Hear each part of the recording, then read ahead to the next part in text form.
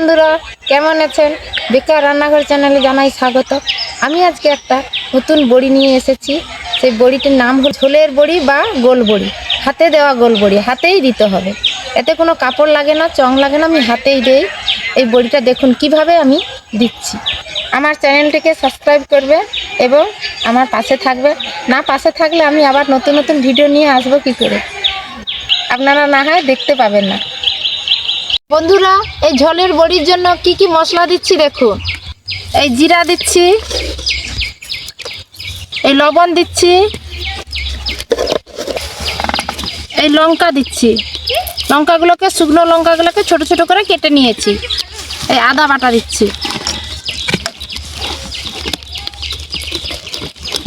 এটাকে ভালো করে ফাটিয়ে তারপরে আমরা পাটার মধ্যে এই সরষের তেল মাখাবো। তেল মাখিয়ে এটা দিতে হবে হাতে হাতে। এই পাটাটা নিয়ে যাচ্ছি, এই পাটা হাতে করে গোল গোল বড়ি দিতে হবে। এই পাটায় সাদা তেল দিচ্ছি, সাদা তেল দিলেও হবে, সরষের তেল মাখালেও হবে। এই তেলটা মাখাতে হবে, না হয় বড়িটা উঠবে না। ছোট কাপড় ছেঁড়াই করে তেলে ঝাঁকিয়ে এই তেলটা পাটাতে মাখালে ভালো মাখানো হয়। দেখুন বন্ধুরা কিভাবে বড়িগুলো দিচ্ছি, গোল বড়ি।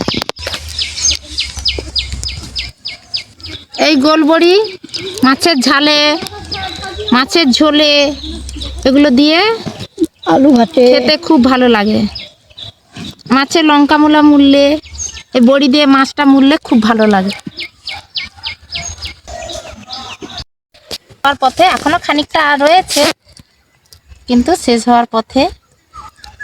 এই বড়িগুলোও স্বাদে খুব সুন্দর লাগবে।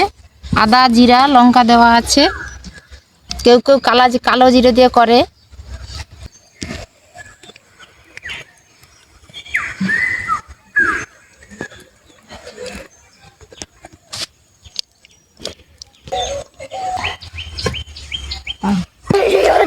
বন্ধুরা দেখুন, এই গোল বড়ি দেওয়া হয়ে গেল হাতে হাতে।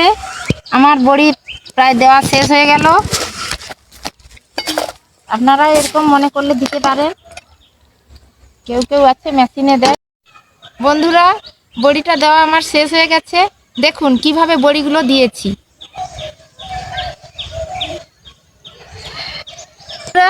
আমার বড়ি দেওয়া শেষ হয়ে গেছে, দেখুন কিভাবে বড়িগুলো দিয়েছি। আপনারা বেকার রান্নাঘর চ্যানেলে সাবস্ক্রাইব করবেন, পাশে থাকবেন এবং কমেন্ট করে জানাবেন কেমন হয়েছে। আমি এইরকম নতুন নতুন ভিডিও আবার আপনাদের সামনে নিয়ে আসবো।